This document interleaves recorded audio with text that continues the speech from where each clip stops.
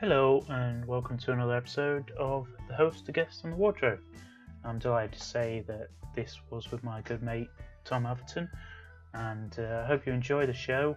For those, actually I've realised there's quite a few possible new listeners to this show since I've brought it back for the Skype calls.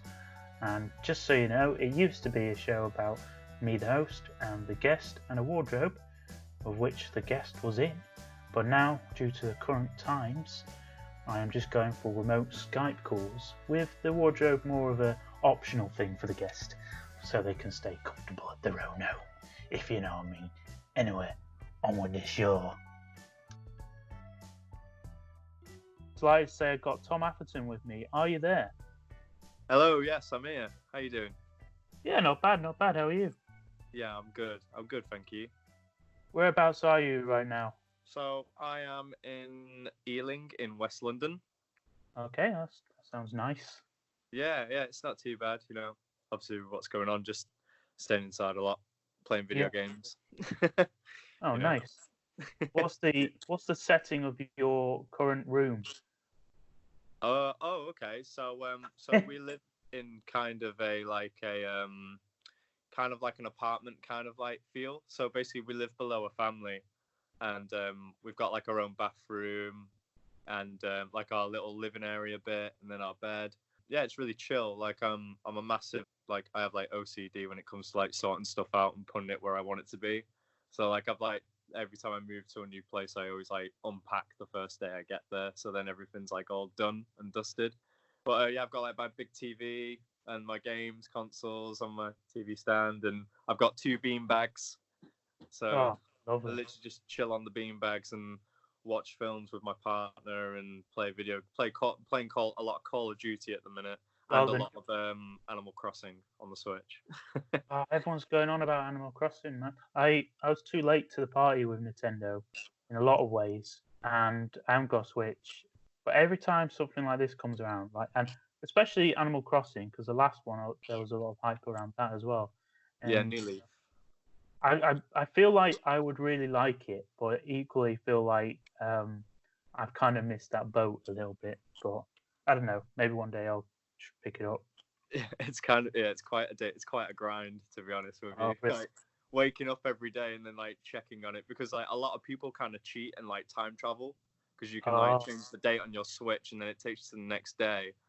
But like that's not how the game's supposed to be played. You're supposed to like play it just day by day, but people just can't help themselves and just want to rush for everything.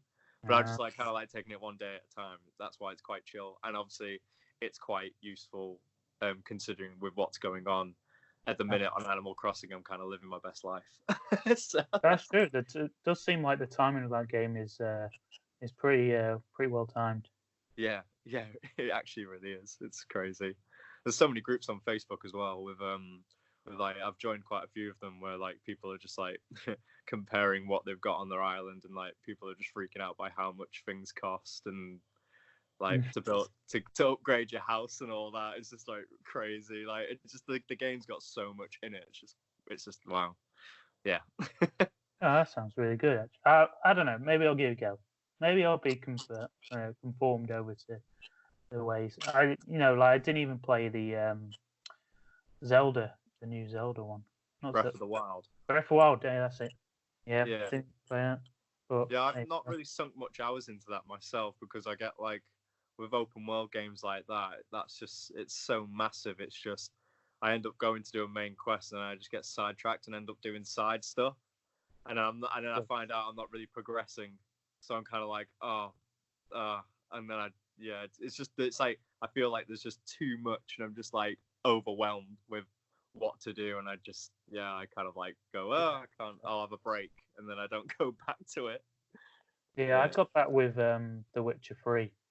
Yeah, I'm the same example with me. I played it for like a good couple of hours and then got back doing side quests, and then I was like, I can't continue. I can't do this. Yeah, you do so many. You're like, maybe I should focus on the main story. You get back onto the main story, and you like walking down a road, and it's like someone's like, "Can you help me with this bloody monster that's over here?" And it's like, "Oh, I should help them, shouldn't I?" And then you do it, and then you're like, just wasted another hour. Meant to be doing this main quest.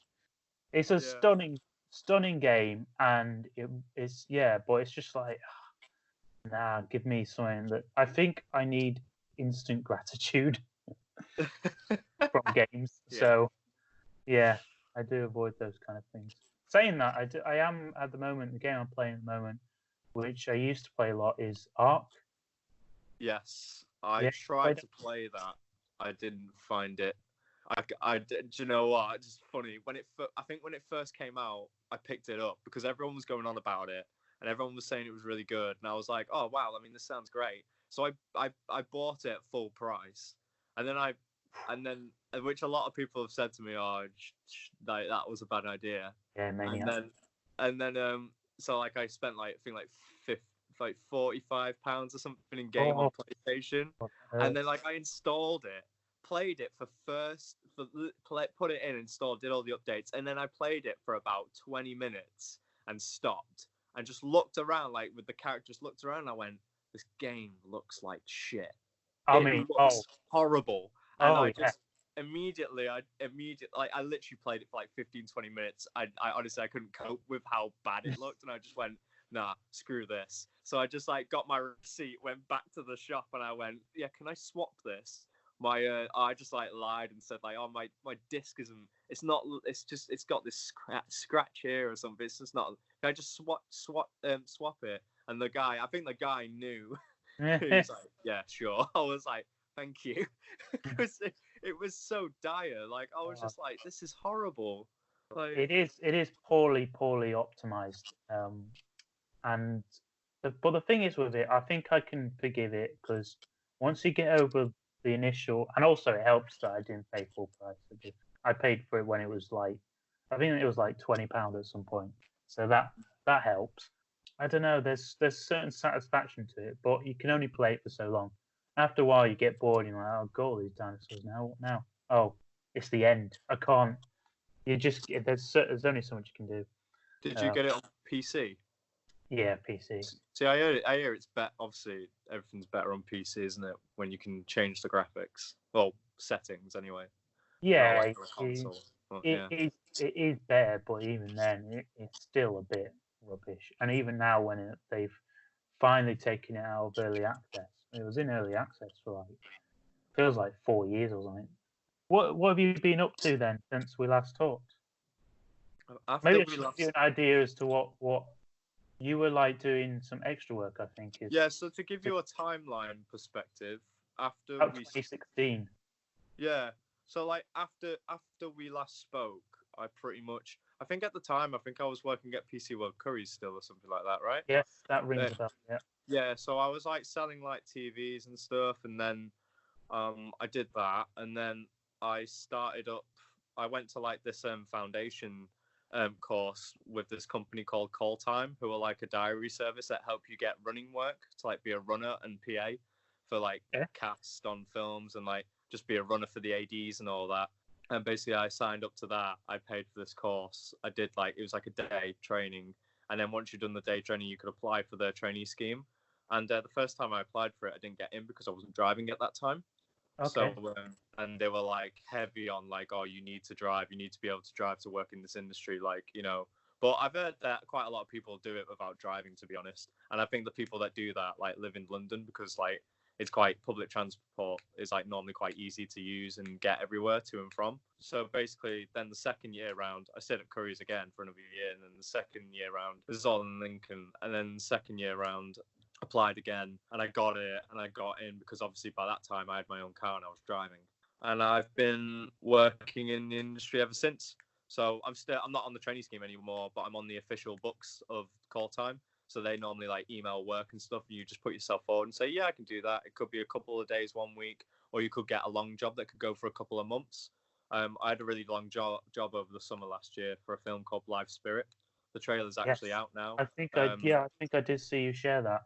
Yeah, so I worked on that over the summer last year. I was the base runner on that. So on that, I was like looking after all the cast. So obviously, Dame Judi Dench, Dan Stevens, Isla Fisher, Leslie Mann. So yeah, and that was great. Mhm. And then my most recent job has been working on The Great, which I don't know. You might have seen a trailer for that. There's quite a few trailers on Facebook now. It's going to be on Hulu, but in the UK, it's going to come to Channel 4. But it's a series about Catherine the Great, and it stars Elle Fanning and Nicholas Hoult. Yeah, okay. Nicholas Hoult. Yeah. Oh, that's so yeah. Yeah, it's a comedy. It's like a dark comedy, like a dark kind of comedy about Catherine the Great, and her husband at the time, Peter something. But yeah, no, that's literally. And then I've been living in London. I moved into London in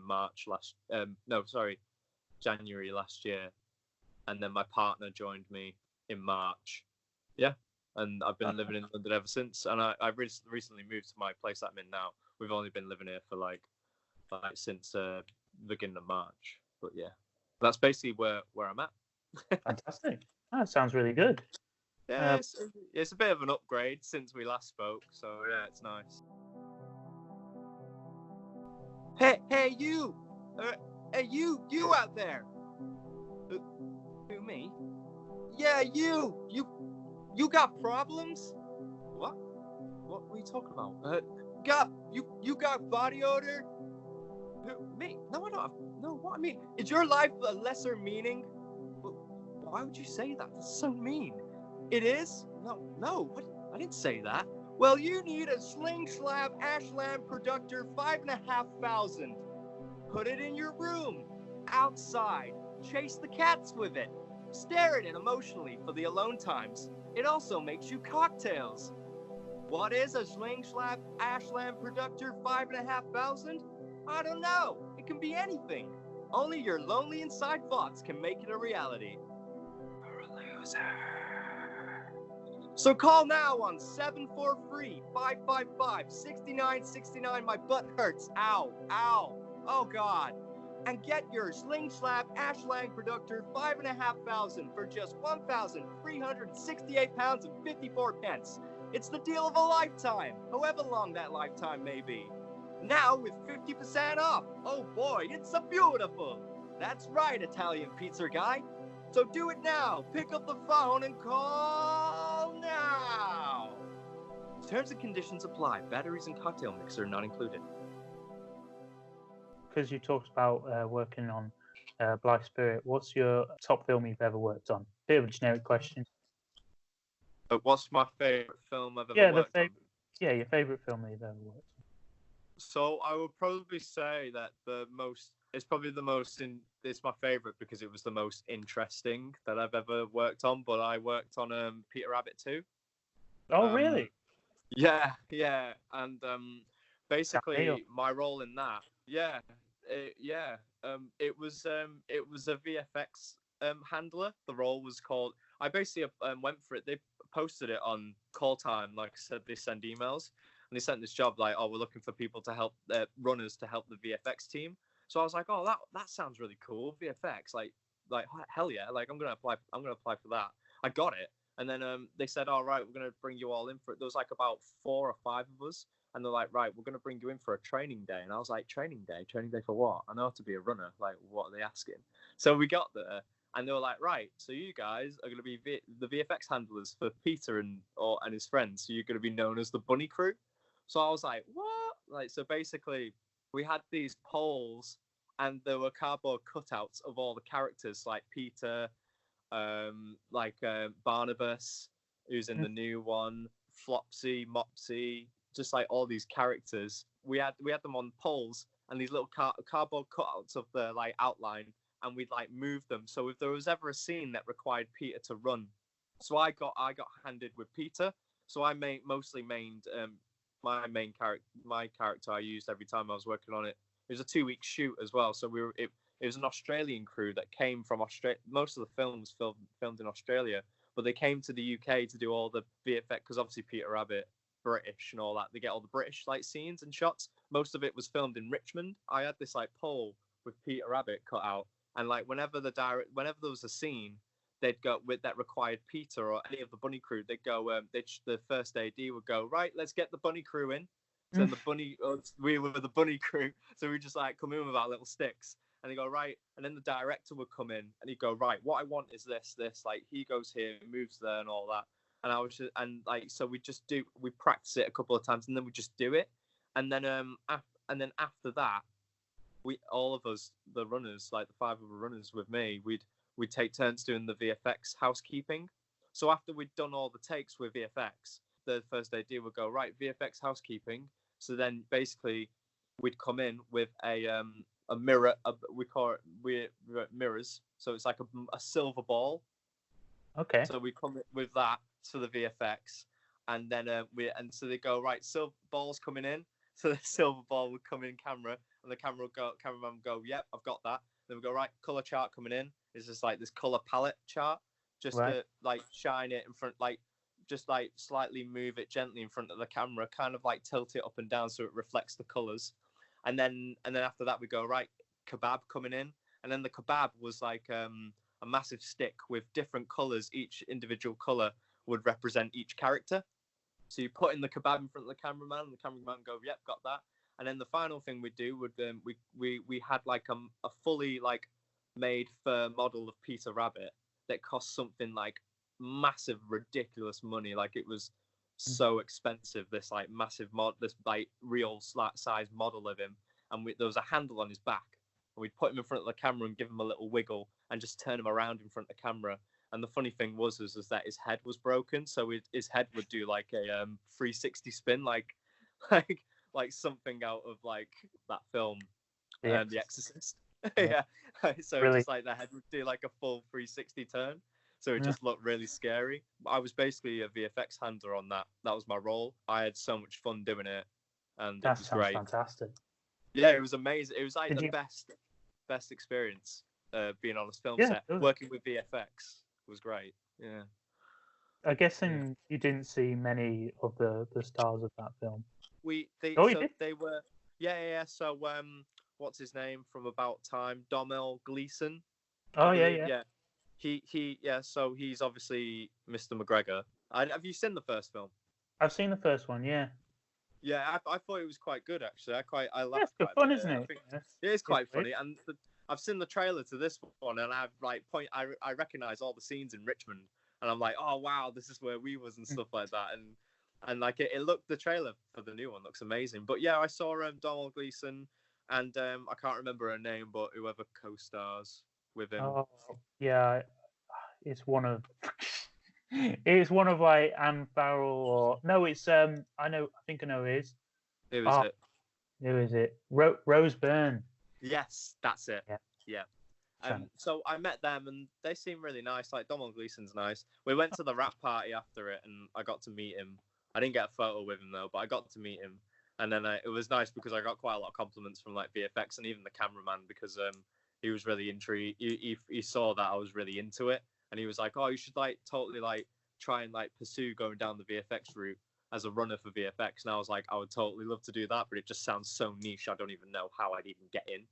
So yeah, I mean, on other jobs, I have been speaking to VFX, and I have done other VFX work for like I've been a runner for VFX in other jobs, like The Great. I was mainly a crowd runner for that, but I did a few days like helping VFX out. I'm massively interested by VFX. I think it's a fantastic. I always consider it I just refer to it as literally the movie magic. It is the movie magic.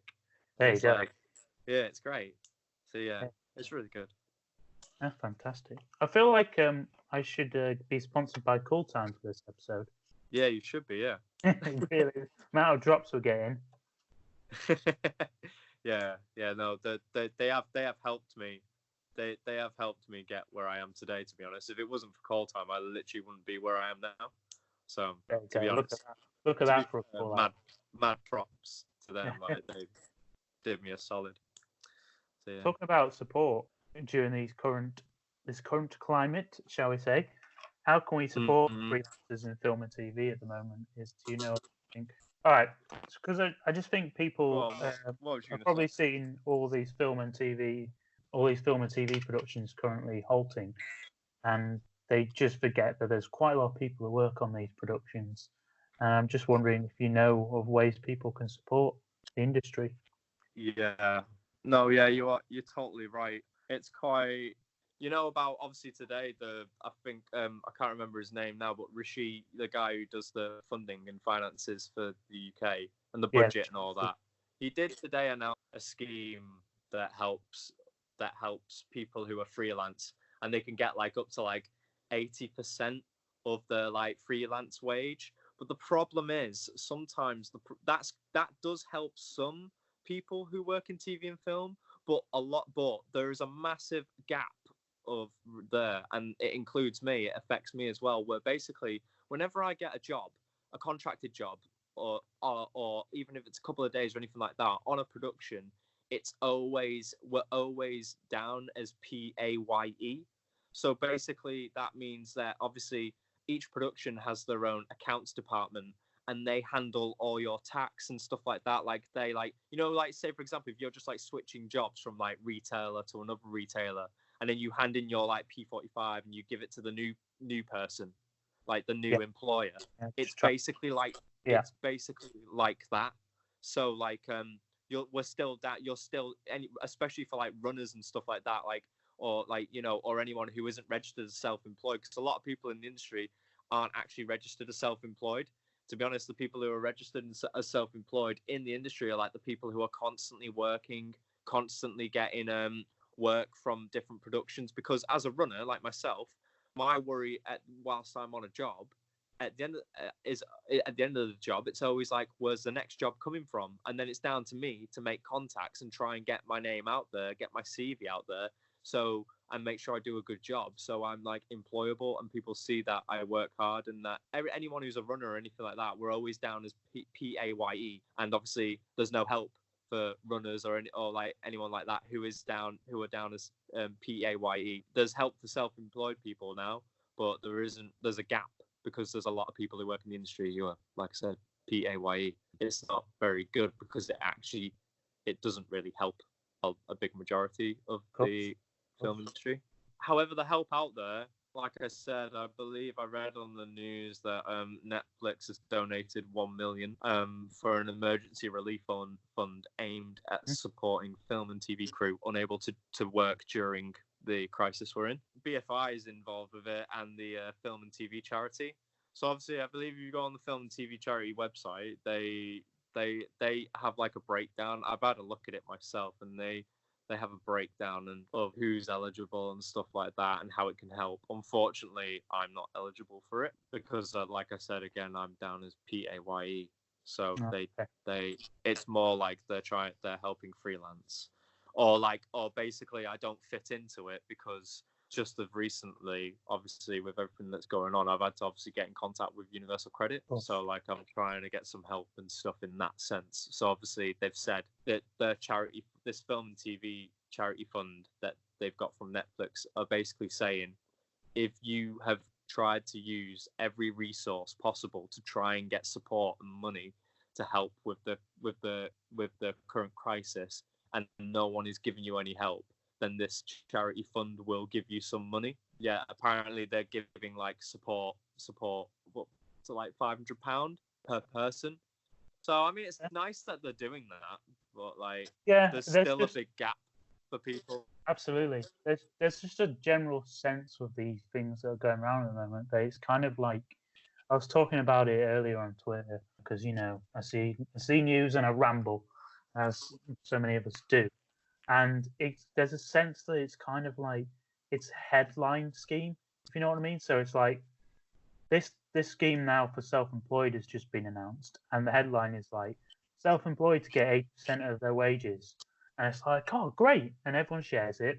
Everyone goes, aren't the government doing so much for us? They're like supporting self-employed now, as loads of people were quite rightly vocal about trying to bring about. But then all you have to do is do a bit of research, and you discover actually there's a lot of loopholes in there. It's also not starting until June, so that's another thing. That's a long way away, and then as you say, there's lots of people that just it doesn't apply to. So I don't know. It all just feels like it's for PR more than anything. And there will be people that it will apply to, and that's great. But yeah, it's frustrating. It is. It is, and he said only 5% won't be able to get it, but I doubt that it's 5%. It's gonna be much higher than that. Yeah, that Yeah, feels like a statistic that's a bit weighted, almost like he's gone. Yeah, it's 5% of people who can't get it who also can't do. Like he's just throwing that stat out there when it's not quite true. But I don't know. Hopefully, I don't know. Hopefully, you can find ways of support, and everyone else in the same situation can find a way out of it. Because it's all kind of like it's this whole thing with people being like, let's all support each other and everything. It's just like yes, but also there's a lot of people out there who are being forgotten, and also another thing that really annoys me that's going around is like on social media is I don't know if you've seen it, but like these kind of messages and stuff, and it's always like a screenshot, someone's tweet saying, "When this is all over, the pubs will be crowded, the bars will be roaring, the pints will be flowing, and we'll get back on work, and everyone will have fun." And you just read it and go, "Yeah, for you." Like, and a lot of people are panicking, and it's I don't know, it's difficult, but I do hope that something comes out of this and that people realize. I mean, I'm pretty skeptical, and I think it'll just carry on as normal, and if anything, people will be like, "Oh, what didn't we do so great as a country to get through that?" And then forget about the people it's actually affected. But I do hope people actually kind of wake up a bit to just these kind of things. Yeah. No, yeah, I totally agree with you, 100%. Yeah, I just think they need to wake up, really. Yeah. Get woke. Get woke. Get woke. Exactly. Oh dear. Before this call, I was like, let's talk about the current climate and everything. Let's try and keep, obviously refer to it. But you know what? It's impossible, isn't it? It's literally it's hard. Impossible. It's hard. Yeah, it's hard and to not mention.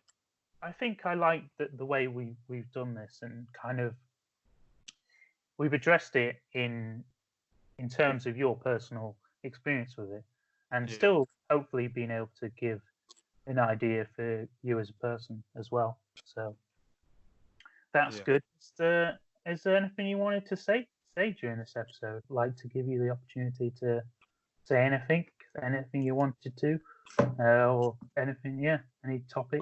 Just want to say to everyone, I just hope everyone's okay out there, and chin up, because obviously it's tough at the minute, but obviously we're all gonna get through it, and we're all gonna do our best to try and stay positive and just try and keep busy and stuff like that.